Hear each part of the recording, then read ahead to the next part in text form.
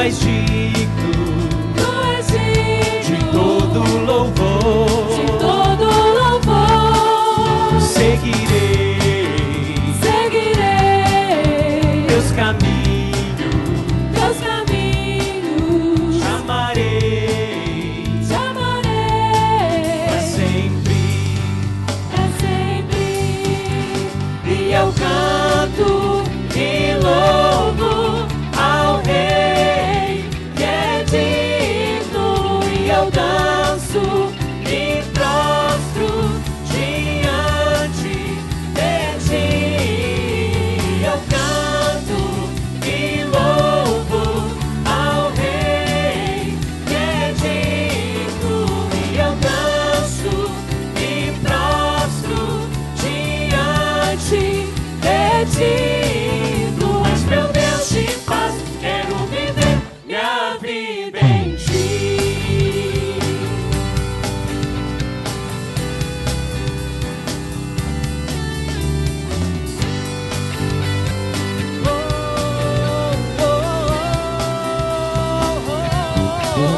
Tu és santo, poderoso, tu és digno de todo louvor. Seguirei teus caminhos, chamarei para sempre. E eu canto e louvo ao poderoso Senhor das leis.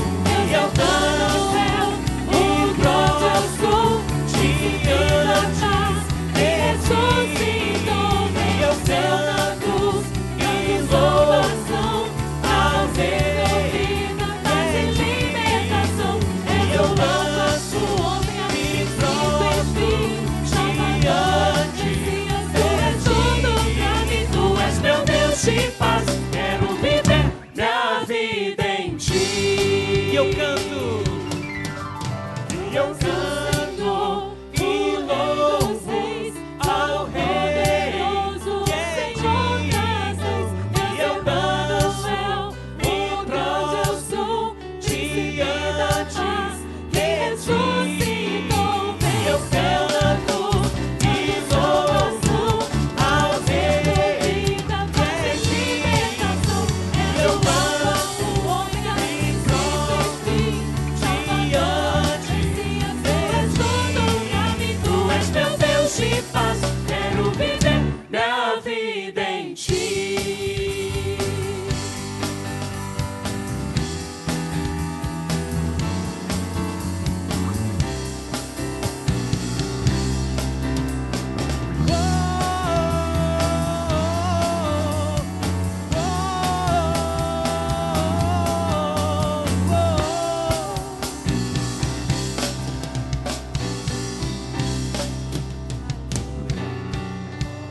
Amém, glória a Deus. Como é bom, a gente está mesmo muito alegre, é um privilégio assim para minha casa, ver tantos amigos, encontrar gente firme assim no caminho do Senhor e ver assim, né, como que Deus tem prosperado a vida da igreja, os testemunhos. Louvo a Deus assim pela vida do Honório, dos irmãos que eu encontrei aqui, tenho encontrado. Creio que Deus assim tem coisas muito especiais. Eu estou assim sensibilizado mesmo por Deus. Entendo que foi uma agenda de Deus esse encontro aqui. Me sinto assim muito responsável diante de Deus, um desafio grande mesmo, em encontrar em Deus assim aquilo que é a palavra que está no coração de Deus para a vida da igreja. E tenho falado com o Senhor, não vim trazer uma pregação, né, mas realmente abrir o coração com os irmãos. Algumas pessoas não nos conhecem, mas nós temos uma história juntos aqui. Eu estava conversando com o pastor Zé Roberto hoje, aqui de manhã, e, enfim, não dá para... A gente teria que ficar horas aqui para falar do que Deus tem gerado nas nossas vidas e o que Deus tem gerado a partir desse lugar, a partir das vidas, a partir do que Ele plantou e tem regado aqui nesse lugar. Então, eu creio que é um momento muito desafiador para a igreja, a palavra que Deus deu para esse ano aí na igreja, e eu queria convocar mesmo os irmãos a colocarem o coração em Deus para discernir de maneira muito profunda, muito intensa, aquilo que Deus quer comunicar à igreja através da palavra que Ele colocou no coração dos irmãos. Transformação e serviço. Essa palavra do santificai-vos, porque Deus quer fazer uma grande obra em nós. Hoje de manhã a gente conversava um pouco sobre isso, sobre essa transformação do entendimento. Às vezes a gente, como igreja, a gente ainda vive uma certa... Eu estou falando como igreja, estou falando de todos nós. Eu tenho tido o privilégio de viajar pelo Brasil, outros lugares, vários países, e a gente percebe o que é o desafio da igreja nos dias de hoje. O Zé Roberto viveu anos num lugar que nos abençoou grandemente há muitos anos atrás. A Escócia, né, seguramente foi um dos países que proporcionalmente mais enviou missionários para todo mundo. Para todo mundo. Para vocês terem uma ideia, amados, para vocês terem uma ideia, a Escócia chegou a ter 90% da sua população cristã, de fé protestante. Sabe lá o que é isso? Sabe lá o que é de cada... E eu creio que Deus, quando alcança com a gente índices assim, né, de 90% da população convertida, uma vez eu ouvi um irmão falar sobre isso, porque ele trabalhava num presídio e 90% do presídio converteu. Aí alguém perguntou para ele, falou assim, mas por que ficou faltando 10%? Ele falou, para a gente não folgar. Então tinha sempre lá o coeficiente de desafio, né? Mas a gente sabe que a Escócia ela foi se perdendo na sua própria história. Então, esse lugar, a igreja na Escócia, vamos deixar o Espírito de Deus ministrar o nosso coração para a gente entender esse momento. Eu quero me colocar aqui diante de Deus para essa hora. E a Escócia, na sua história, a igreja foi se perdendo, porque a igreja começou a entender que ela era o fim. E muitas vezes nós temos visto isso acontecer. No Brasil, nós estamos começando a pensar dessa forma. Então, eu me lembro bem, assim, quem é da nossa geração sabe o que era ser um cristão protestante na cidade, aquela ideia assim meio que de minoria, e a gente vivia sempre uma condição missionária, o que era ser um jovem cristão, às vezes, na escola. E a igreja cresceu muito em todo lugar, principalmente no Brasil, há uma explosão, um crescimento, uma taxa de crescimento muito grande. E há um risco, com o passar do tempo, que a gente começa a pensar que esse era o fim. Que a igreja é um fim, porque a gente começa a pensar o bem da igreja, trabalhar pela igreja, o conforto da igreja, o bem-estar dos crentes. E aí a gente começa a se equivocar, porque a gente começa a gastar toda a nossa energia, empenho e disposição naquilo que de fato não é o fim. A igreja não é o fim. A igreja é o meio. A igreja é o meio de revelação da natureza, da glória, do amor de Deus a todas as famílias da terra. Amém, amados? A todas as famílias da terra. O alvo de Deus é que todas as famílias da terra sejam abençoadas. Foi isso que ele prometeu para Abraão. Ele não prometeu para Abraão que Abraão seria abençoado, de modo que a bênção de Abraão era o fim. Não, Deus abençoou Abraão de antemão, de modo que ele pudesse ser o meio para que todas as famílias da terra fossem abençoadas. Amém, amado? Nós não estamos aqui para exercer a nossa fé a nosso próprio favor. Nós não estamos aqui para pensar o nosso próprio conforto, estabilidade e encontrar uma posição cômoda. Então, eu conheço bem a história da igreja aqui e entendo bem o que Deus quer transmitir a essa comunidade, a essa congregação, quando em 2012 desperta no coração dos seus líderes que a palavra que Deus quer ver encucada no coração de cada um aqui é uma transformação de entendimento constante, permanente. Às vezes a gente pensa que o evangelho é para nos mudar, né? Mudar a nossa situação, mudar a nossa realidade, mudar as circunstâncias da nossa vida, e não é, amados. O evangelho é para transformação do nosso entendimento. O evangelho não é para que a gente use o evangelho como um poder para mudar aquilo que nos causa desconforto, para mudar apenas a nossa situação. Mas o Evangelho é para que a gente seja transformado no entendimento de qual é a nossa condição em Deus. Quem nós somos em Deus, como família e como povo de Deus. E qual é o nosso destino aqui na terra.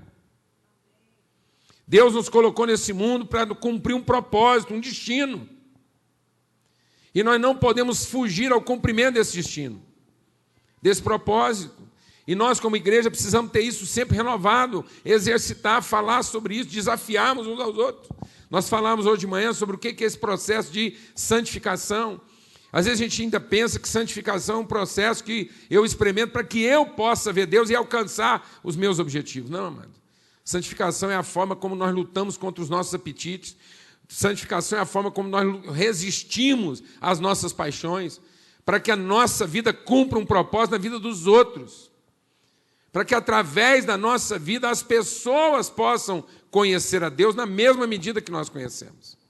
Amém? Então, para mim é muito importante estar aqui, porque esse lugar representa muito para as nossas vidas. Talvez os irmãos que nos convidaram para estar aqui, ou que pensaram na possibilidade de a gente estar aqui comungando, não imaginavam o que isso podia representar na minha vida, na vida da minha casa, na vida do meu ministério. E do que é a importância de estar aqui com os irmãos essa noite. A importância profética disso. Porque foi no salão aqui dessa igreja, nesse mesmo lugar, nesse tempo aqui, nesse auditório, que Deus produziu um momento forte, profético, de transformação, de reconciliação nos processos da nossa vida. Numa reunião de presbitério, nesse lugar aqui. O presbitério estava reunido nesse lugar. Foi quando nós mandamos o nosso primeiro missionário para a Escócia.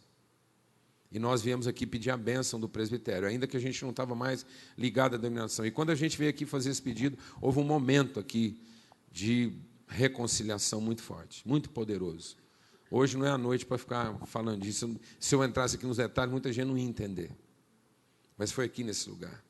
Porque essa igreja tem esse chamado, tem essa vocação. Essa congregação aqui sempre teve uma vocação desafiadora, de formar pessoas, de desafiar os seus jovens. Quantos líderes, quantos pastores já passaram, nasceram daqui. Nasceram daqui. Eu creio que proporcionalmente essa congregação aqui tenha sido a congregação presbiteriana em Uberlândia que mais gerou pessoas para o ministério. Eu não estou enganado. Alguém me corrige se achar aqui que eu estou enganado.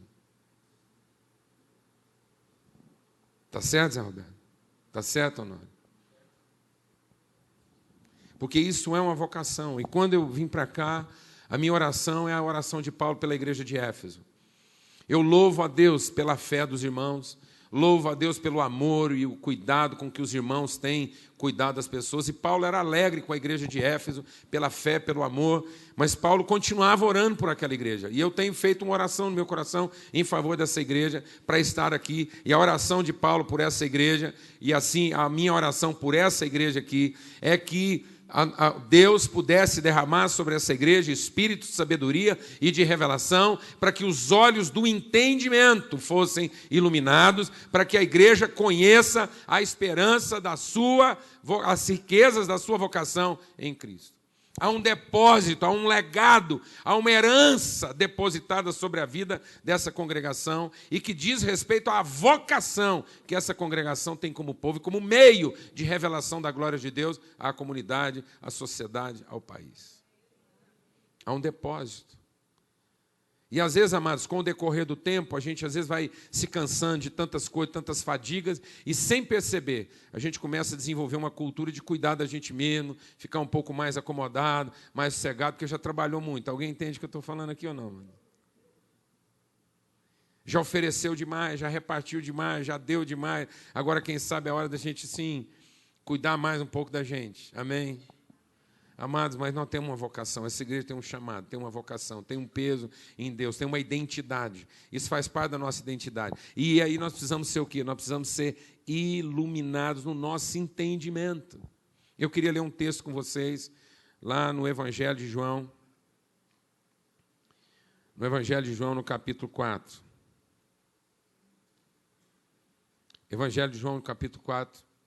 Ninguém precisa ficar assustado com a leitura, o fato da leitura ser longa, porque a gente vai fazer uma leitura longa aqui e todo mundo vai pensar que a mensagem é proporcional ao tamanho do texto que a gente vai ler. Né? Só que a gente precisa ler o texto até o fim para a gente entender o que Jesus está querendo nos ensinar a partir desse texto. Eu estava compartilhando hoje de manhã que aquilo que está registrado na Bíblia, muito além de ter uma intenção histórica, porque às vezes as pessoas olham para os ensinamentos bíblicos e vão tendo aqui uma reflexão muito objetiva, né? Hoje é comum você ver a igreja querendo aprender só de forma objetiva e não subjetiva. Parece que é uma preguiça da meditação, de meditar no texto bíblico, para poder entender a partir do texto bíblico, além das práticas, além dos métodos, além das formas. Parece que a gente quer olhar aqui para o texto bíblico e aprender alguma prática. O que as pessoas hoje querem economizar nos processos, elas estão doidas para alcançar resultado, porque estão entendendo a própria vida como um fim, não como um meio de revelação de Deus. E quando a gente olha para a nossa vida como um fim, a gente está doido para aprender uma prática e aprender como é que funciona, para poder controlar isso e aí alcançar logo o resultado. Mas quando Deus nos traz a revelação bíblica, é para que a gente possa meditar no processo. Deus é um Deus de resultado porque é um Deus de processo. E nós precisamos entender o processo, nós precisamos entender as formas de pensamento que estão implicadas no processo, para que a gente seja transformado na renovação do nosso entendimento, para que o processo de Deus aconteça na nossa vida e nós possamos ser enquadrados naquilo que é o propósito, o destino que Deus estabeleceu para cada um. Então esse texto diz assim, Evangelho de João no capítulo 4, disse Jesus, desculpa, eu já estou lendo versículo 1. Quando, pois, o Senhor soube que os fariseus tinham ouvido dizer que ele, Jesus, fazia e batizava mais discípulos do que João, ainda que Jesus mesmo não batizava, mas os seus discípulos, deixou a Judéia e foi outra vez para a Galiléia. E era-lhe necessário passar por Samaria. Diga comigo, era necessário passar por Samaria. É interessante a compreensão que Jesus tem de necessidade. Vamos deixar o Espírito de Deus ministrar o nosso coração. Qual é a compreensão que nós temos de necessidade? O que é a maior necessidade da nossa vida? Se Deus te perguntasse hoje, qual é a maior necessidade da sua vida, o que você identificaria? Se Deus viesse aqui agora, em pessoa, se Cristo viesse em pessoa, parasse diante de você e falasse assim, eu quero resolver a sua maior necessidade. Qual seria a maior necessidade que você vai apresentar para Jesus? Qual a minha maior necessidade? Qual a sua maior necessidade? E agora Jesus está dizendo, eu tenho uma necessidade, e a minha necessidade é passar por Samaria. Chegou, pois, a uma cidade de Samaria chamada Sicar, junto da herdade que Jacó dera a seu filho José. Achava-se ali o poço de Jacó. Jesus, pois, cansado da viagem, sentou-se assim, junto do poço, era cerca da hora sexta. Veio uma mulher de Samaria tirar água. Disse-lhe Jesus, dá-me de beber, pois seus discípulos tinham ido à cidade comprar comida. Disse-lhe então a mulher samaritana, como tu, sendo judeu, me pedes de beber a mim, que sou mulher samaritana? Porque os judeus não se comunicavam com os samaritanos. Respondeu-lhe Jesus, se você conhecesse o dom de Deus, e quem é o que te diz, dá-me de beber, tu lhe pedirias água, e ele teria te dado água viva. Disse-lhe a mulher, Senhor, tu não tens como tirá-la, e o poço é fundo. De onde, pois, tens essa água viva? És tu, porventura, maior do que o nosso pai Jacó, que nos deu o poço, do qual também ele mesmo bebeu, e os filhos e o seu gado? Replicou-lhe Jesus, todo o que beber dessa água tornará a ter sede, mas aquele que beber da água que eu lhe der, nunca mais terá sede. Pelo contrário, a água que eu lhe der se fará nele uma fonte de água que jorre para a vida eterna. Disse-lhe a mulher, Senhor, dá-me dessa água, para que eu não tenha mais sede, nem tenha que vir aqui tirá-la. Disse-lhe Jesus, vai, chama o teu marido e vem cá. Respondeu a mulher, não tenho marido. Disse-lhe Jesus, disseste bem, não tenho marido, porque 5 maridos tivesse, e agora aquele que tens não é teu marido. Isso disseste com verdade. Disse-lhe a mulher, Senhor, vejo que tu és profeta. Nossos pais adoraram nesse monte, e vocês dizem que em Jerusalém é o lugar onde se deve adorar. Disse-lhe Jesus, mulher, crê-me, a hora vem, em que nem nesse monte, nem em Jerusalém, adorareis o Pai. Vocês adoram o que não conhecem, nós adoramos o que conhecemos, porque a salvação vem dos judeus. Mas a hora vem, e agora é, em que os verdadeiros adoradores adorarão o Pai em espírito e em verdade, porque o Pai procura tais que assim o adorem. Deus é espírito, e é necessário que os que o adorem em espírito e em verdade. Replicou-lhe a mulher: eu sei que vem o Messias, que se chama o Cristo. Quando ele vier, há de nos anunciar todas as coisas. Disse-lhe Jesus: eu o sou, eu que falo contigo. Nisso vieram os seus discípulos, se admiraram de que estivesse falando com a mulher. Todavia ninguém lhe perguntou: que é que procuras, ou por que falas com ela? Deixou, pois, a mulher o seu cântaro, foi à cidade e disse aos homens: venham e vejam o homem que me disse tudo o que eu tenho feito. Será esse, porventura, o Cristo? Saíram, pois, da cidade e vinham ter com ele. Entre mentes, os seus discípulos rogavam, dizendo: Rabi, come. Ele, porém, respondeu: uma comida eu tenho para comer, que vocês não conhecem. Então os discípulos diziam uns aos outros: acaso alguém lhe trouxe que comer? Disse-lhe Jesus: a minha comida é fazer a vontade daquele que me enviou e completar a sua obra. Vocês dizem: ainda há 4 meses até que venha a ceifa. E eu digo: levantai os vossos olhos e vejam os campos que estão prontos, brancos para a ceifa. Quem ceifa já está recebendo a recompensa e ajuntando fruto para a vida eterna, para que o que semeia e o que ceifa juntamente se regozijem. Porque nisso é verdadeiro o ditado: um é o que semeia, o outro é o que ceifa. E eu vos enviei a ceifar onde vocês não trabalharam. Outros trabalharam e vocês entraram no seu trabalho. E muitos samaritanos daquela cidade creram nele, por causa da palavra da mulher que testificava: ele me disse tudo quanto tenho feito. Indo, pois, ter com ele os samaritanos, rogavam-lhe que ficasse com eles, e ficou ali 2 dias. E muitos creram por causa da palavra dele. E diziam à mulher: já não é pela tua palavra que nós cremos, porque agora nós mesmos temos ouvido e sabemos que este é verdadeiramente o Salvador do mundo. Amém. Graças a Deus. Seguramente esse tem sido um dos textos que eu mais tenho compartilhado nos lugares onde eu tenho ido, especialmente quando eu estou no meio de gente muito íntima, muito amiga. Talvez esse seja o texto da palavra de Deus com o qual eu tenho sentido de Deus assim, uma forma de reencontrar com amigos de muito tempo. Então, toda vez que eu tenho ido a algum lugar, eu sou compelido a compartilhar disso. Por que, amados? Porque esse texto fala do que acontece na nossa vida quando o nosso entendimento é transformado. Quando os olhos do nosso entendimento são iluminados.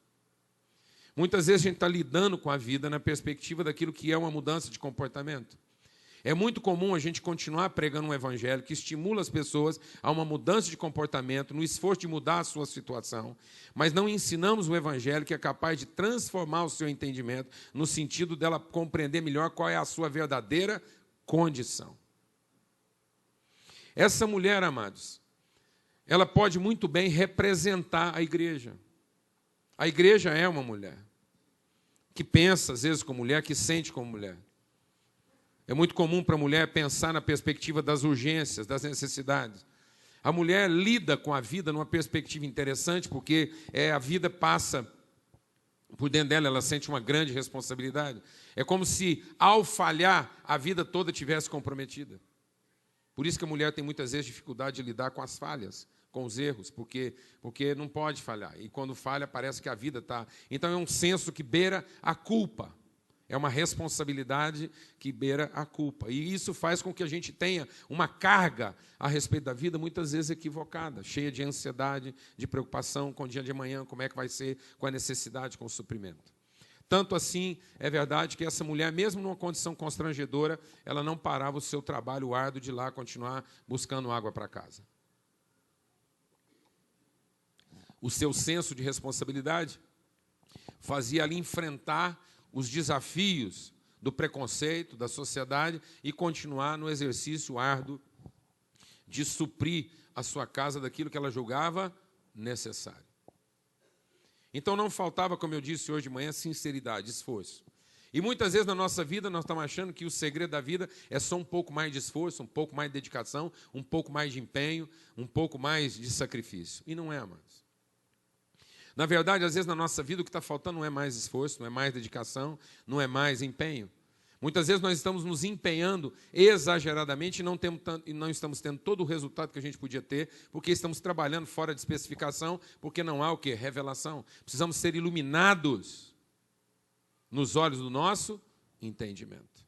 Porque aí um pouco do nosso esforço produziria muito mais resultado do que a gente pode imaginar. E é isso que Jesus está trazendo para aquela mulher.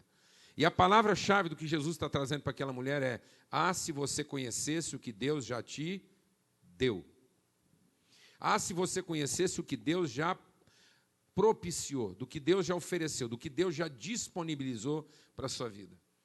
Muitas vezes, amados, não há nada de errado na nossa vida cristã, na perspectiva daquilo que é a nossa confiança de que Deus é o Deus supremo e que Ele vai resolver todas as coisas por nós. Até esse ponto está tudo certo, porque a gente continua vendo Deus como aquele que pode fazer tudo a nosso favor. Sem dúvida alguma, essa era uma mulher crente. Essa mulher era temente a Deus. Muitas vezes a gente acha que essa mulher, a gente confunde essa mulher com uma prostituta. Jesus nunca disse que ela era uma mulher prostituta. Jesus nunca falou da questão propriamente moral dessa mulher. Mas fica patente para nós, amados, que essa mulher era uma mulher que, apesar dos seus esforços, apesar da sua dedicação, apesar da sua sinceridade, apesar do seu empenho, as coisas na vida dela não estavam funcionando na medida do que podia funcionar. Essa mulher casou 5 vezes. É difícil encontrar uma pessoa que acredita tanto em casamento igual essa mulher. Porque ela continuava insistindo em casamento. Porque ela tinha uma fixação, amado. Deixa Deus ministrar o nosso coração. Essa mulher, ela tinha um ideal de casamento. Como a maioria de nós, muitas vezes, nós temos alguns ideais. Nós vamos formando planos, estabelecendo ideais, condições ideais de vida. E nós imaginamos que Deus estará a serviço da realização dos nossos ideais.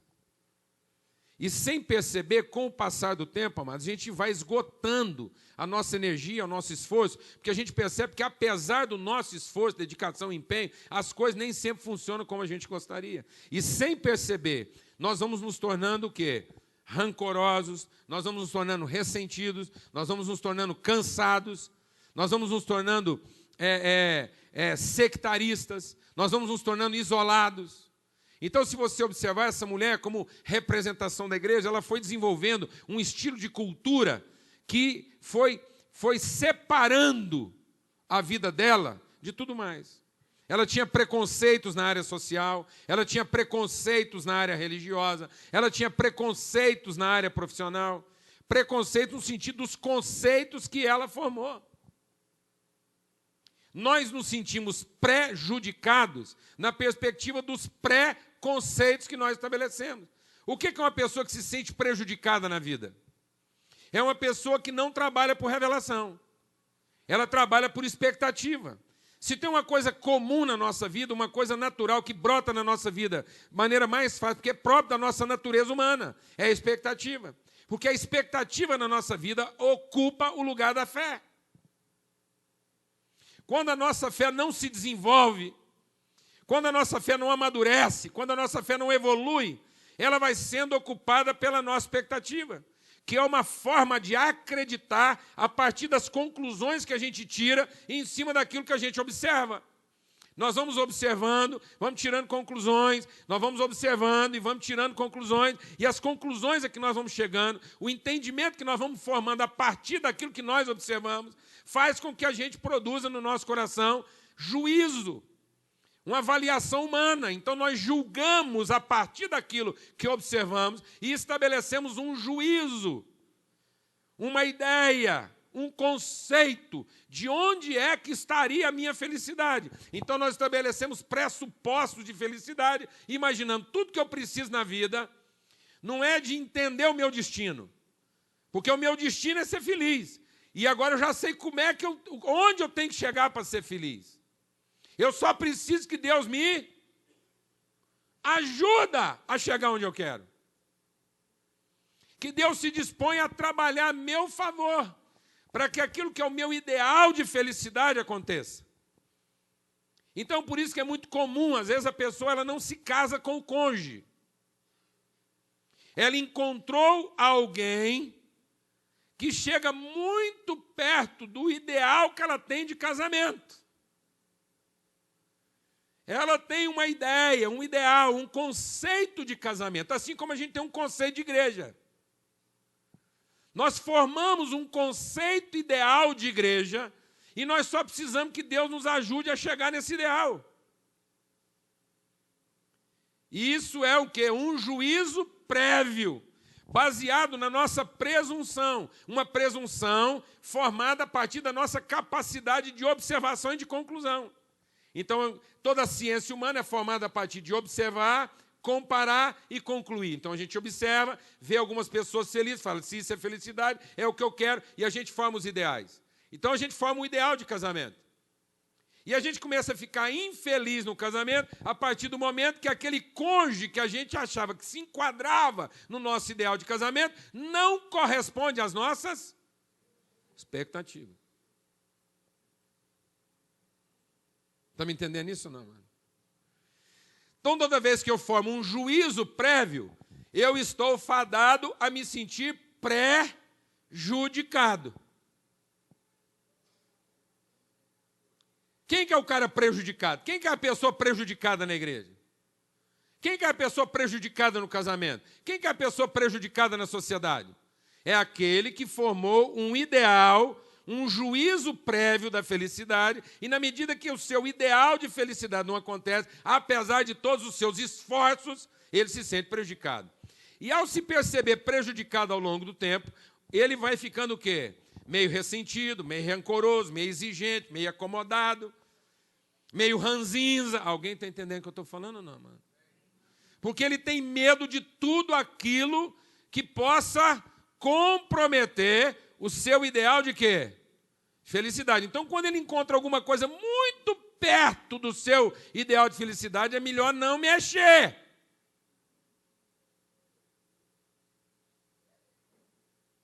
Está me entendendo isso, mano? E aí a gente fica procurando pessoas e circunstâncias que se encaixem nisso.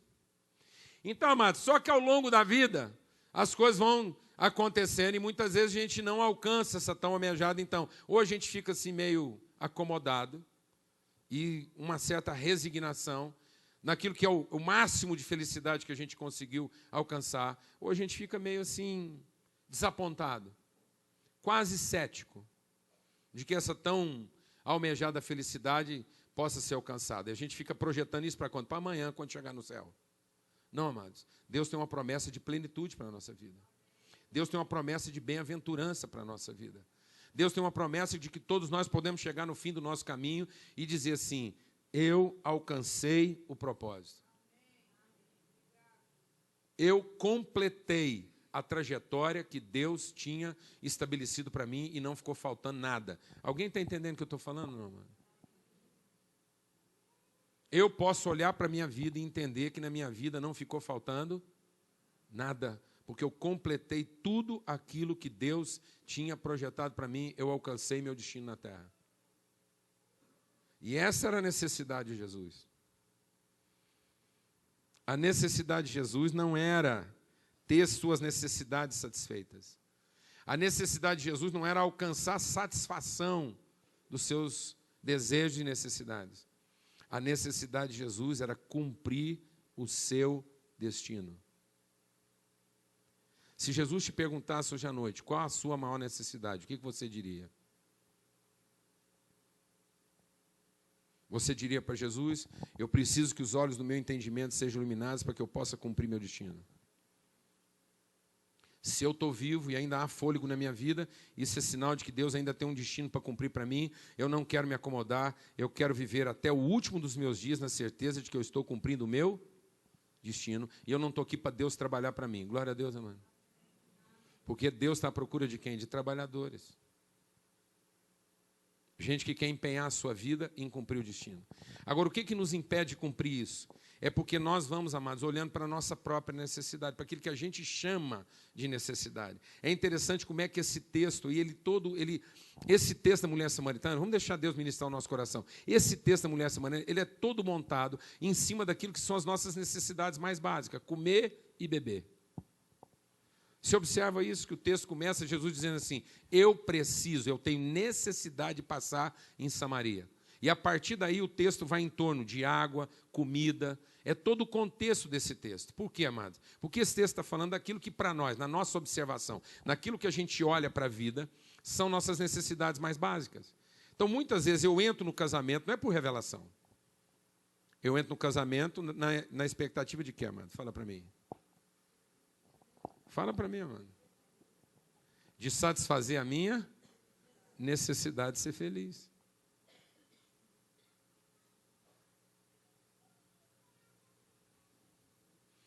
Amado, eu vou te falar uma coisa. Nada mais desgraçado do que alguém que entrou no casamento para ser feliz.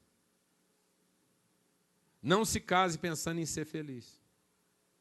Porque quem se casa pensando em ser feliz é um infeliz. Que leva a sua infelicidade para o casamento na espera de que o outro faça feliz.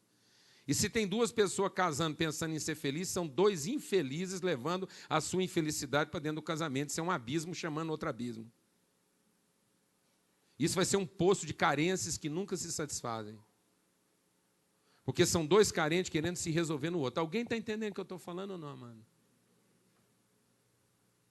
Tem gente que entra no trabalho para ser feliz, mano. Alguém quer encontrar um bom emprego para ganhar muito dinheiro para ser feliz, mano. Esse projeto ele está furado, mas ele não funciona. Está entendendo? Você está entendendo agora aquela mulher? Aquela mulher, amados, ela trabalhava para ser o quê? Feliz. Ela ia à igreja para quê, amados? Para ser feliz. Então, para onde ela ia, ela levava a sua infelicidade, a sua carência. O que simbolizava a carência dessa mulher na sua vida, mano? É que ela estava sempre carregando com ela um cântaro vazio. Sabe, mas muitas vezes alguém aqui entrou no casamento carregando um cântaro vazio. E por isso ele acha que o casamento não está trazendo para ele a felicidade que ele gostaria. Se ele pudesse, se não fosse uma questão dele ir para o inferno, ele já tinha trocado de casamento. Tem gente que só ainda não trocou porque tem medo de ir para o inferno. Aqueles que perderam esse medo já trocaram. Por que, amados? Fala para mim, meu irmão. Por revelação? Porque foi o Espírito de Deus que revelou isso a eles? Não, amados. Porque a relação não os satisfazia. Eles levaram para dentro dessa relação um cântaro vazio. Muitas vezes as pessoas vêm para a igreja e aí elas vêm porque têm fome e sede. Mas depois elas continuam vindo por quê? Porque continuam tendo fome e sede. Não, amados, o meu primeiro contato com Cristo é porque eu tenho fome e sede. Vinde a mim, todos vocês que estão cansados e sobrecarregados. Mas eu vos aliviarei e colocarei sobre o coração de vocês uma outra carga. De modo que não seja a carga do meu cansaço e da minha insatisfação que continua a me trazer para Jesus. Amado, nós não entendemos ainda que quando nós nos encontramos com Jesus, Ele muda a carga do nosso coração. Ele muda aquilo que pesa sobre a nossa vida. Ele muda o nosso senso de necessidade. Eu vim a Jesus porque eu tinha uma necessidade. Eu vim a Jesus porque eu tinha uma carga, tinha algo pesando sobre mim, eu tinha um jugo. Alguma coisa me subjulgava, e o que me subjulgava era a minha necessidade, eu não sabia lidar com ela. Tinha carências, fraquezas, fragilidades, insatisfações, vim para Jesus. Mas agora Ele colocou sobre mim outra carga, é um outro peso, é um outro destino, é um outro propósito, é um outro entendimento. Eu não continuo vindo para Jesus só porque estou com fome e sede, na esperança de que Ele resolva meus problemas. Porque se for assim, amado, daqui a pouco eu estou de mal com a sociedade, porque a cidade não me satisfaz. Eu vou virando uma pessoa birrenta, ranzinza, difícil, acomodada, cheia de manias. Eu quero que tudo se transforme à volta de mim, de acordo com aquilo que são minhas preferências e características. Eu quero que tudo tenha a minha conformação, mas eu não quero ser transformado todos os dias, no sentido de a cada dia da minha vida viver uma transformação que me leve a cumprir o meu destino. Porque eu começo a achar que o meu destino sou eu. A satisfação do meu desejo e da minha necessidade. A palavra de Deus diz que o inimigo da nossa alma, o inimigo da minha alma e da sua alma, cegou o nosso entendimento, para que não nos resplandeça a luz do Evangelho. E porque nós temos um entendimento cego, e nós precisamos ser iluminados no entendimento. E quando Paulo fala de sermos iluminados no entendimento, ele não está falando dos incrédulos. Ele está falando dos cristãos, dos homens e das mulheres de Deus. Ele está orando por uma igreja. Ele não está orando pelo mundo. Ele está orando pela igreja. Ele diz, irmãos, eu admiro a fé de vocês, eu admiro o amor de vocês, mas eu continuo orando para que vocês sejam iluminados no seu entendimento, para entender cada dia as riquezas da sua vocação. Qual é o seu chamado, qual é o seu nome, qual é o seu destino. Para que vocês vivam segundo o seu destino. Para que até o último dos seus dias vocês estejam empenhados em cumprir o seu destino. E a palavra de Deus diz que porque o nosso entendimento está cego, nós fizemos do nosso ventre o nosso Deus. E muitas vezes a gente acha, amados, que Deus é o nosso Deus e Ele não é. Quem vai se tornando ao longo do tempo o nosso Deus é o nosso ventre, nossa necessidade. E Deus é a melhor pessoa para satisfazer os desejos do nosso Deus. Porque o meu Deus é a minha necessidade. E Deus só tem que emprestar o poder dele para me satisfazer. Amado, eu tenho feito uma pesquisa por onde eu vou e vou te falar uma coisa. O resultado dessa pesquisa tem sido terrível. Terrível. Eu tenho feito uma pergunta nas igrejas onde eu tenho ido. Porque aqui a grande maioria aqui, salvo algumas exceções, a grande maioria aqui é de cristãos, pessoas que conhecem a Deus e amam Jesus. E eu pergunto para essas pessoas, 10 leprosos foram até Jesus. 10 leprosos foram até Jesus. Quantos foram curados? Por que 10, amado? Por que todos foram curados? Por que 10? Se só um voltou para conhecer Jesus. Então, para você, cura é não ter lepra?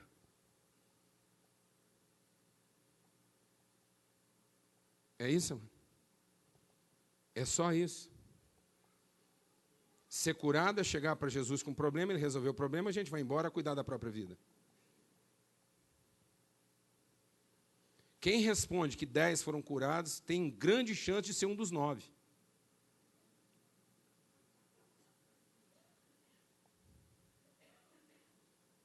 É terrível isso, amado. Não, amados. 9 foram sarados. Deixar de ter o problema que tinham. Só um foi curado porque foi transformado no seu entendimento. Voltou para conhecer qual era o seu verdadeiro destino e propósito. Voltou para ter uma relação com Deus. Quando a gente fala de soberania de Deus hoje nas igrejas, as pessoas falam assim para mim, pastor, do jeito que você fala que Deus é soberano, então para que a gente ora? E eu costumo falar para as pessoas, não faça essa pergunta, porque essa pergunta te condena. Quem acha que porque Deus é soberano, então não precisa orar, essa pergunta condena. Isso significa que você só está orando por interesse. Se Deus chegasse para você hoje e falasse assim, todos os seus problemas estão resolvidos, e tudo que você precisar eu vou fazer, você não precisa nem falar comigo. Aí a gente ia falar para Deus, então eu te agradeço, porque eu também não estava afim de falar com o Senhor mesmo, não. Aliás, para mim, custava muito ter que ficar aqui conversando com o Senhor, só para o Senhor depois ficar convertido o suficiente para resolver meus problemas. Custa muito converter o Senhor. Custa muito ensinar para o Senhor todo dia o que é que o Senhor tem que fazer para a vida poder funcionar. Aliás, custa muito Deus ficar te salvando todo dia. Porque se não é nós levantar de madrugada para dizer para o Senhor como é que o dia tem que funcionar, eu não sei o que é que o Senhor ia fazer, não.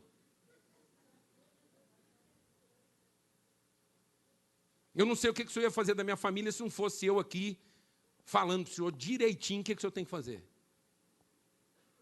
Aliás, falar nisso, o Senhor já escutou e entendeu direitinho aquilo que eu te pedi da última vez, porque está demorando. Por que o senhor ainda não entendeu ainda?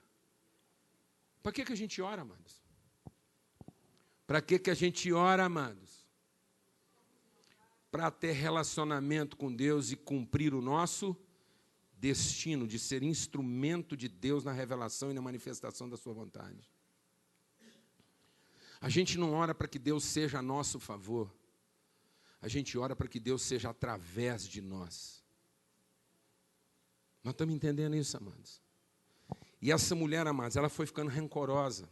Ela começou a ficar sectária. A igreja está ficando sectária. A igreja está começando a evitar as pessoas. Eu compartilhei aqui hoje de manhã. Se você acha que às vezes uma pessoa é um macumbeiro, uma coisa lá, você começa a evitar essa pessoa, porque Deus de misericórdia, aquilo vai pegar em mim. Então a igreja começou a ter uma perspectiva de uma santidade excludente. Como se ela tivesse que se defender no mundo. A gente lida com as causas da sociedade como se as causas da sociedade pudessem nos contaminar e corromper. O nosso discurso hoje ele é totalmente defensivo, ele não é transformador. A igreja não está engajada na transformação da sociedade, ela está tentando se defender dela. Como se a gente tivesse que defender nossos filhos da sociedade, como se nós tivéssemos que defender nossa família da sociedade e não enviar os nossos filhos para a sociedade para transformar essa realidade.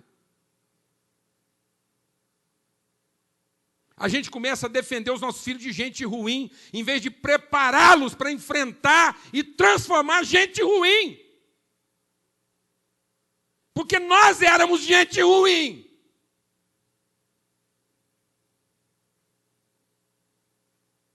Estão me entendendo isso, amados?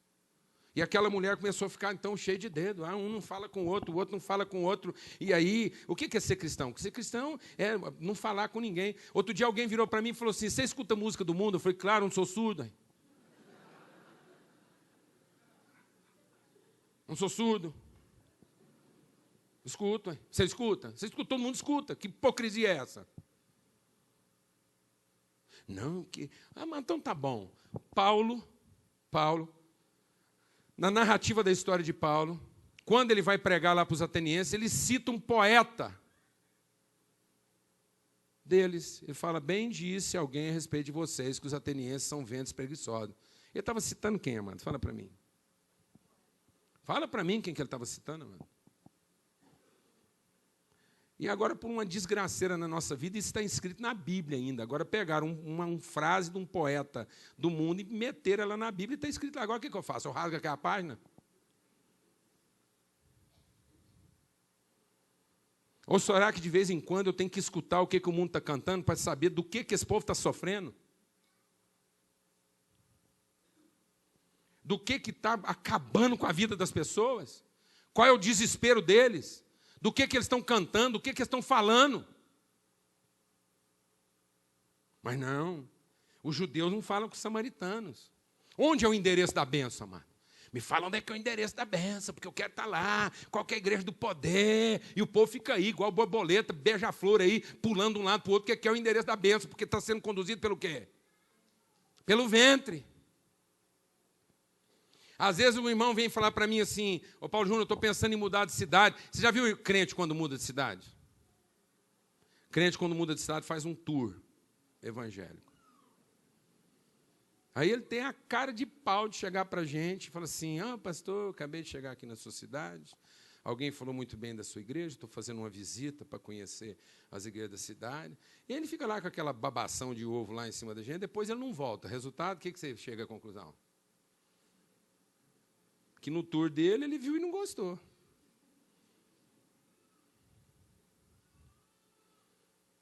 E eu falo para os irmãos, você vai mudar de cidade? É o seguinte, faz dar uma volta na cidade e vê qual é a pior igreja. Glória a Deus, irmão. E a hora que você achar a pior igreja, membra lá. Ué.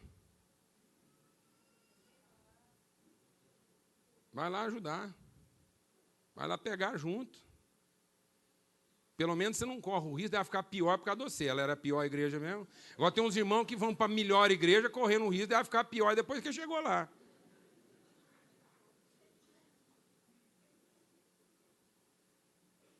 Alguém está entendendo isso, amado? Não, mas o cara quer uma coisa que serve quem? O ventre dele, onde é que está o melhor lugar. Não, mano, vai lá, membra na pior igreja. Fala, pastor, eu estive aqui visitando sua igreja e vi que o negócio está ruim.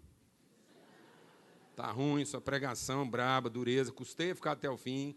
Vi que o senhor está precisando de ajuda. Vou agarrar com o senhor aqui, nós vamos buscar Deus, pastor. Isso tem que mudar, velho. Louvor difícil. Mas nós vamos buscar em Deus, nós vamos pegar junto, vamos pedir o quê? Trabalhadores. Glória a Deus, amado. Aquela mulher tinha todos esses conceitos na cabeça. O trabalho não servia, ela estava cansada. A ideia daquela mulher de trabalho de sucesso era uma corda mais comprida, um poço mais raso. Então tem muito crente que está buscando isso. Deus dá para arrumar um balde maior com a corda mais comprida e um poço mais raso. Oh, Deus me abençoa. O que você quer, meu filho? Uma corda mais comprida e um balde mais largo. Esse é o meu ideal de trabalho. Um lugar que eu trabalho pouco e recebo mais. Porque eu sou filho de Deus. E filho de Deus trabalha pouco e ganha muito. O irmão chegou para mim e falou assim, pastor, eu estou mudando de cidade. Eu falei, mesmo, irmão, mas assim, do nada, a gente nem conversou, não buscamos. Não, Deus abriu uma porta aí, eu estou mudando de cidade porque Ele abriu uma porta lá, vou ganhar o dobro, a empresa me promoveu e é lá que Deus quer, porque foi uma oportunidade que Deus me abriu. Eu falei assim, isso está tudo resolvido porque eles vão te pagar o dobro. Se fosse para pagar metade, então era o capeta. Aí você não iria. Para ganhar menos, você não iria, mas para ganhar mais, você tem certeza que foi Deus, está tudo resolvido. Então, ninguém aqui vai para um lugar para ganhar menos.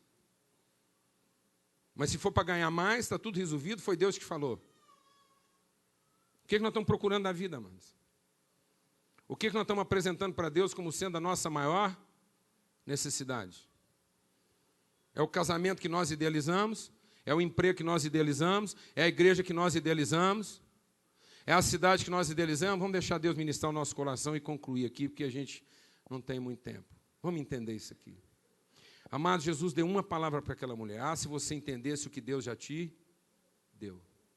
Então você deixaria de ser esse vaso, esse cântaro vazio. E é assim que nós fazemos, amado. Nós trazemos nossos cântaros vazios para a igreja. E às vezes a gente só paga o dízimo. Tem gente que acha que pagar o dízimo é o máximo. Eu vivi num tempo, amado, que o povo não dava nem o dízimo. Aí alguns irmãos saindo pregando pelo Brasil para a igreja entender que precisava dar o dízimo. Agora o povo acha que dar o dízimo é o máximo. Outro dia eu vi na placa de um carro, sou dizimista. Eu fiquei pensando, o que quer dizer com isso? Quer dizer que Deus anda atrás dele para pagar as contas só porque ele deu o dízimo. Vou te falar uma coisa, amado, a respeito de dízimo. Sabe o que é o dízimo? É o mínimo. Dízimo é a contribuição de quem não tem revelação. Na dúvida, eu dou o dízimo, que é a lei. Já que Deus não me deu nenhuma outra revelação, eu faço o mínimo para não ficar em falta. Alguém está entendendo o que eu estou falando? Porque dízimo não é taxa, amados. Dízimo foi uma forma que Deus providenciou para a gente não ficar em falta com coisa alguma. Então é um mínimo. Não é o máximo. O máximo não é ser um dizimista, isso é o mínimo. A gente começa por aí.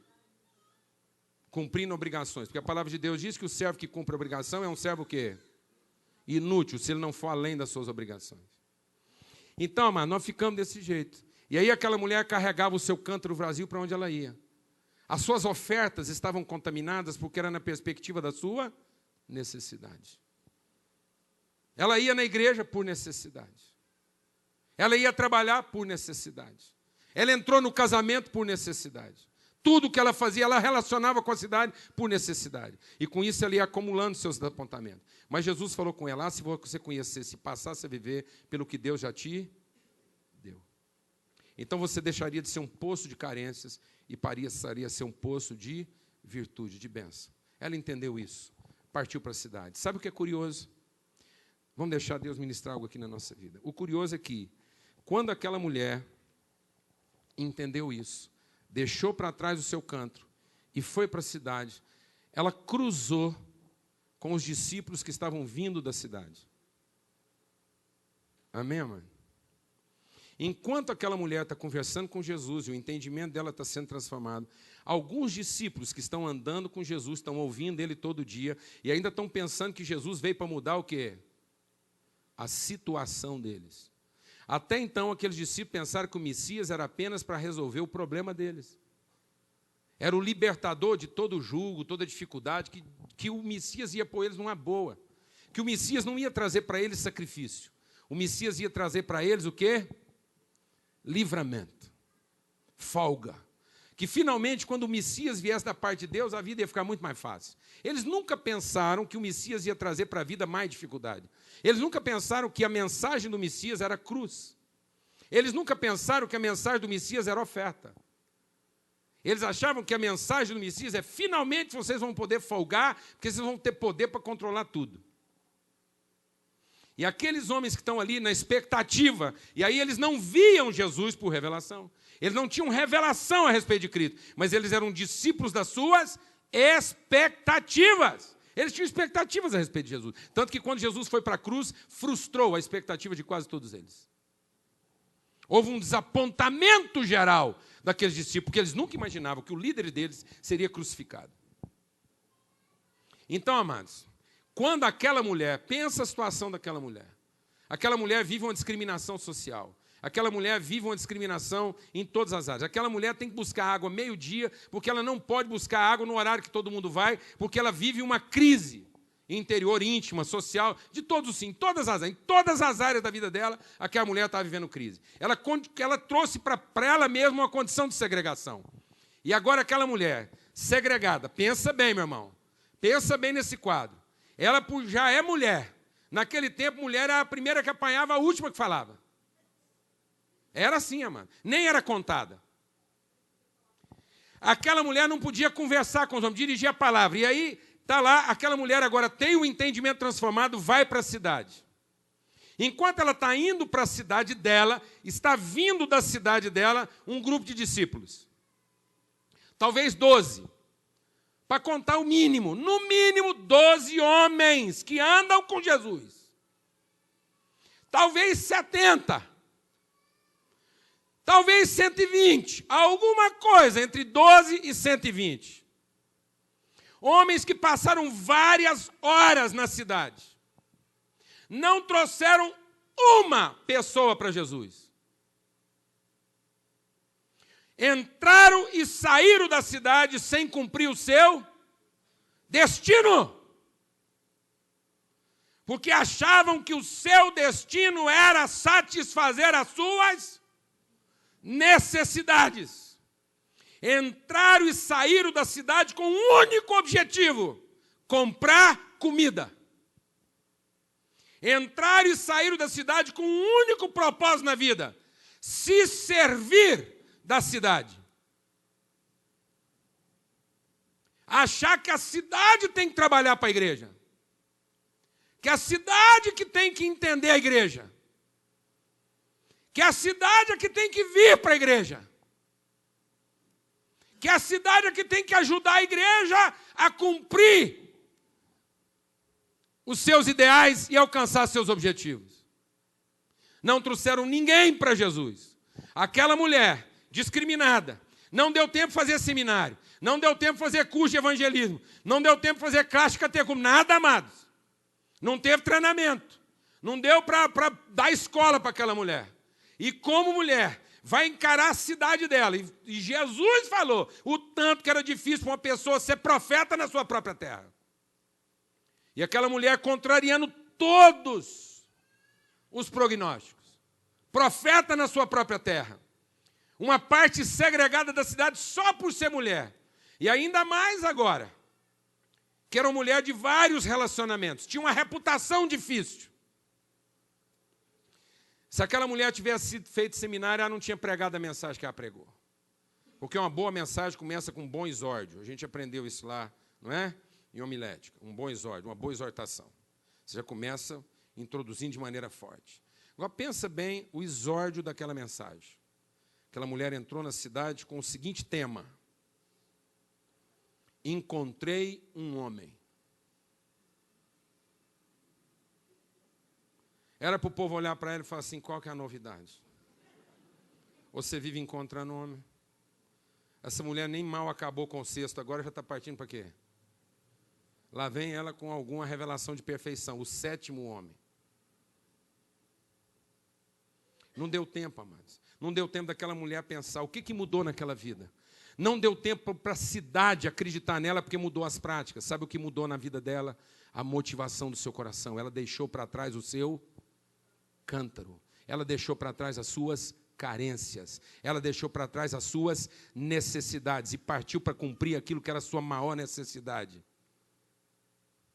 Cumprir o seu propósito. Ela reencontrou o seu verdadeiro destino porque ela reencontrou o entendimento do que Deus já lhe tinha dado. Ela não vivia mais na expectativa do que ainda podia receber, mas agora ela já começa a entender o que ela já recebeu. É isso que Jesus está trazendo para nós. A gente olha para a cidade e pensa que as coisas ainda estão por acontecer. A gente olha para a cidade e tem uma percepção da nossa necessidade.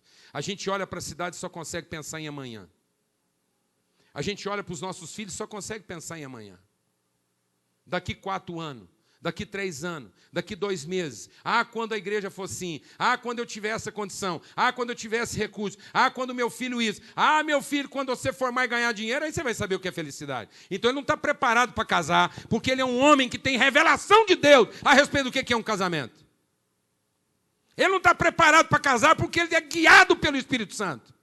Ele só vai estar preparado para casar quando ele tiver uma boa profissão e um bom salário. E esse mercenário do casamento está sendo formado entre nós. Porque foi nós que ensinamos para ele que a garantia dele de felicidade para o casamento e o sinal de que ele está preparado é a hora que ele tiver dinheiro suficiente para pagar a conta. E não porque ele aprendeu a ouvir Deus.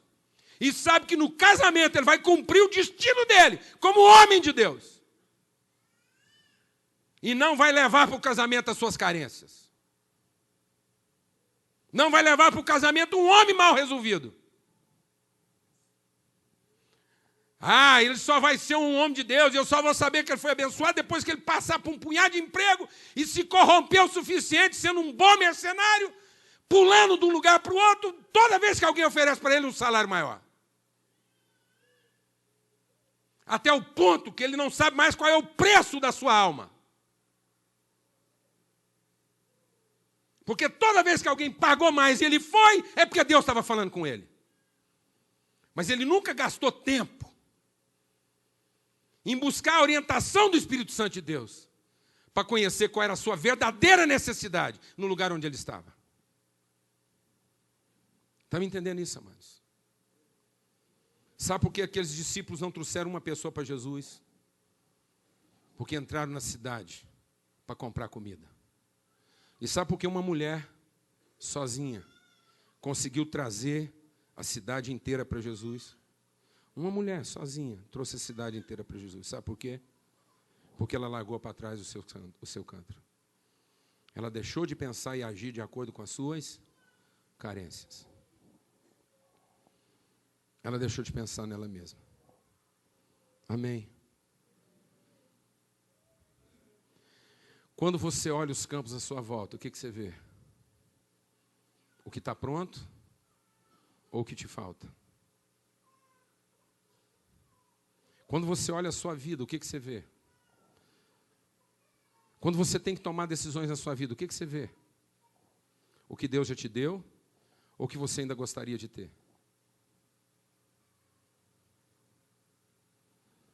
Eu quero concluir contando uma coisa. Essa semana eu fui orar com uma irmã que é candidata a vereadora. Ela pediu para mim lá orar com ela. Eu falei, quem te deu essa vocação para ser vereadora? Ela falou, sim, foi Deus. Eu falei, então isso quer dizer que não existe a menor chance de você perder a eleição.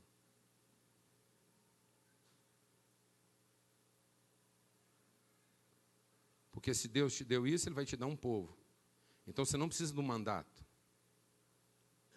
Você só precisa de um povo para cuidar dele o resto da vida. Ou você está querendo um cargo? Você tem um chamado, uma vocação, ou você quer um cargo? Porque gente que entra numa eleição e acha que não ganhou porque não tirou o cargo, não merecia ter ganhado. Porque usou o povo para ganhar o cargo.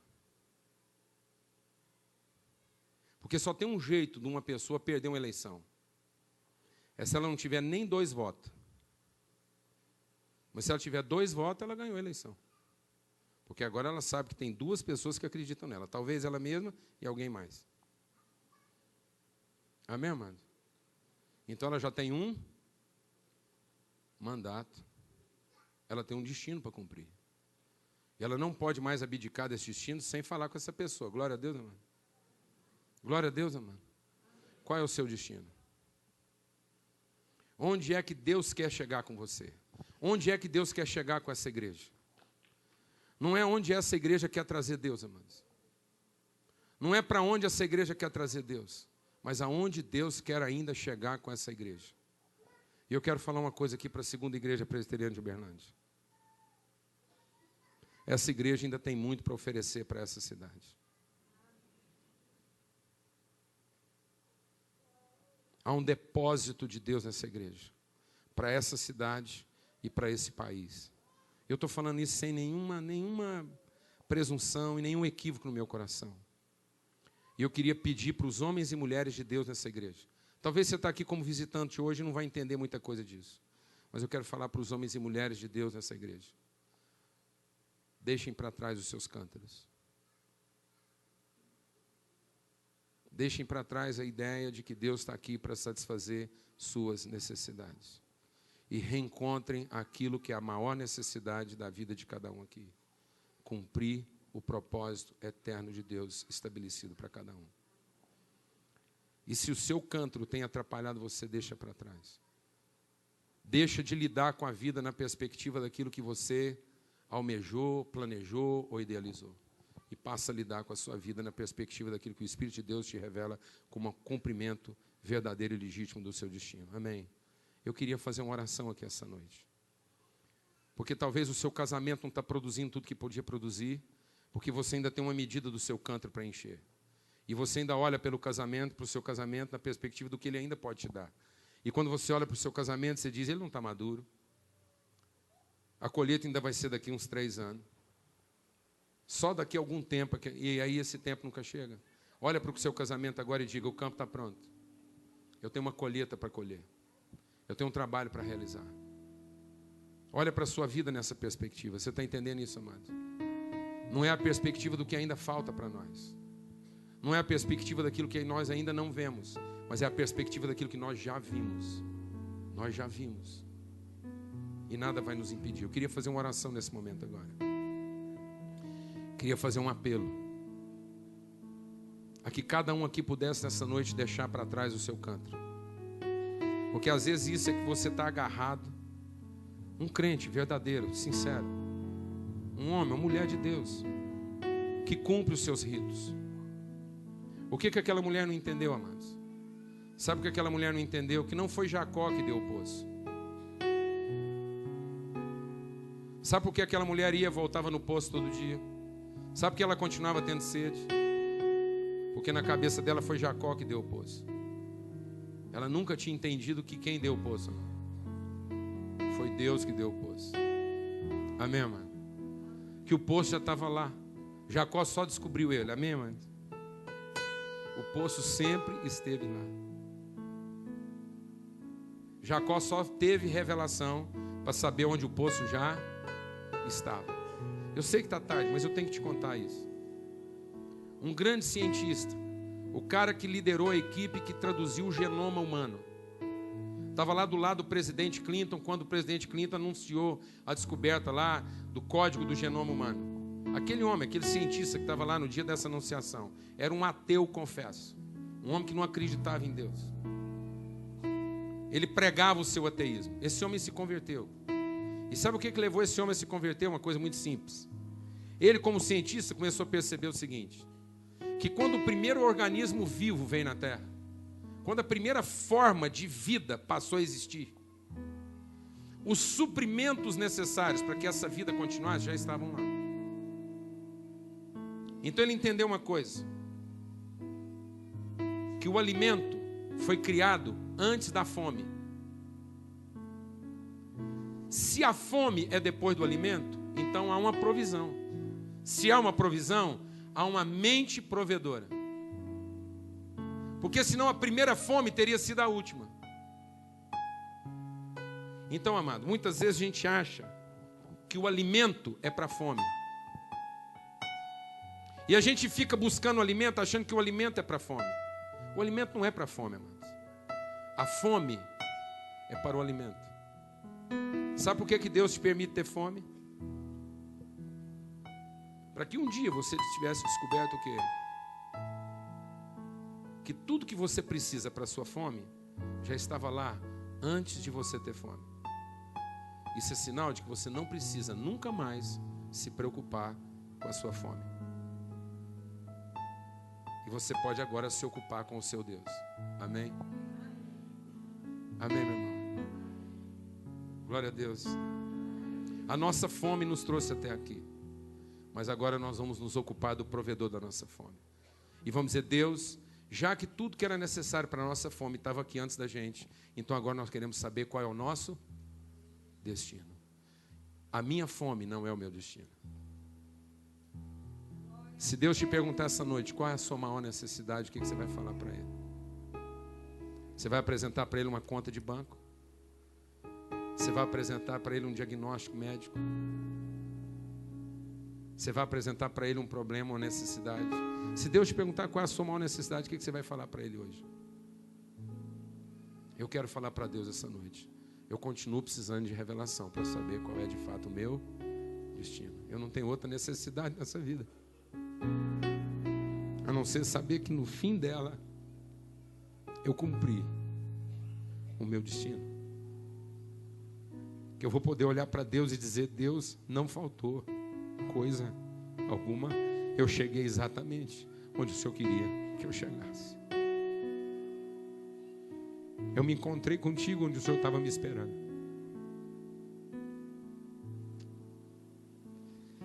Não deixe que o seu cântaro seja maior do que isso. Feche seus olhos agora, fala com Deus. Há um destino para essa igreja. Um destino muito maior do que as necessidades de cada um aqui. Há um propósito a ser cumprido através desse ministério. Há algo que Deus quer fazer ainda de muito mais maravilhoso de tudo que vocês já viram até hoje. Há coisas grandiosas. Toda vez que eu venho aqui, eu continuo admirado, por exemplo, que o dom que Deus deu para essa igreja. Vocês sempre tiveram música da melhor qualidade, ensino da melhor qualidade, sempre foram providos das melhores coisas. Deus sempre está trazendo para cá gente da melhor qualidade. Para que será que é isso, amado? É só para que você tenha uma grande igreja? Ou porque essa igreja tem um grande destino? Qual é o fim de tudo isso? É a satisfação dessa igreja? Ou que essa igreja encha a cidade? Feche seus olhos agora, vamos ser ministrados. Vai falando com Deus agora. Onde você está agarrado? Qual é o cântaro que você precisa deixar para trás essa noite? O que representa a sua insatisfação e que você precisa deixar para trás? O que representa seu medo? O que representa seu ideal não satisfeito e que você tem que deixar para trás?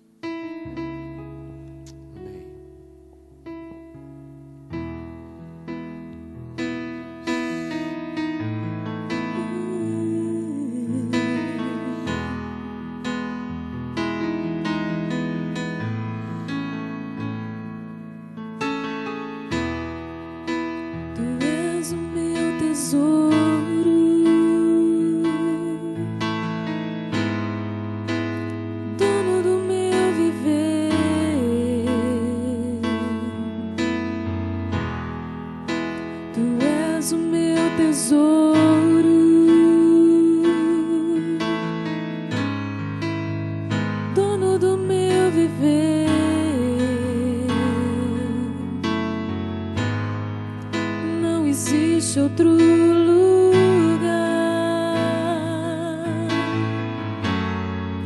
que eu queira estar, não existe outro caminho que eu queira seguir,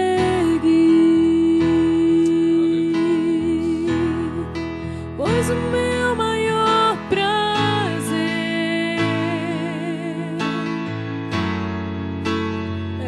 te adorar,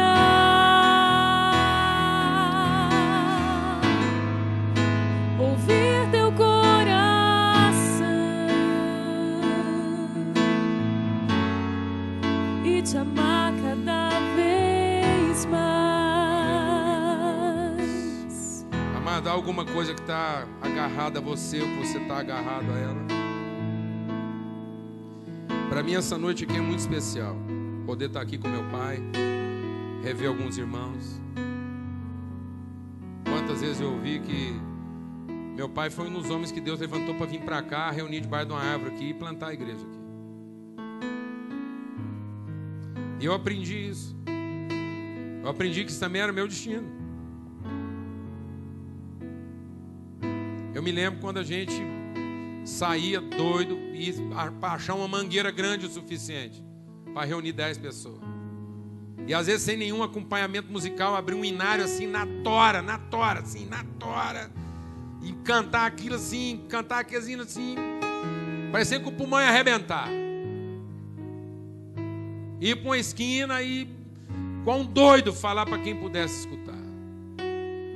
Por entender que esse era o nosso destino, esse é o propósito, essa é a nossa maior necessidade. É muito bom estar com o Senhor aqui. E poder dizer que esse continua sendo o seu destino. Eu tenho falado do Senhor. Não acabou. Nosso destino não é sobreviver. Glória a Deus, amor. Enquanto tiver fôlego, não acabou. Estar com meu irmão aqui, com a família, e saber que ele está lá se esforçando para cumprir o destino. Encontrei os irmãos do quarteto. E foi aí, está cumprindo o destino. Eu falei, nós está meio assim, desfalcado. Então não para não, amado. Amém, em nome de Jesus. Se fosse preciso, você vem cá e faz um solo.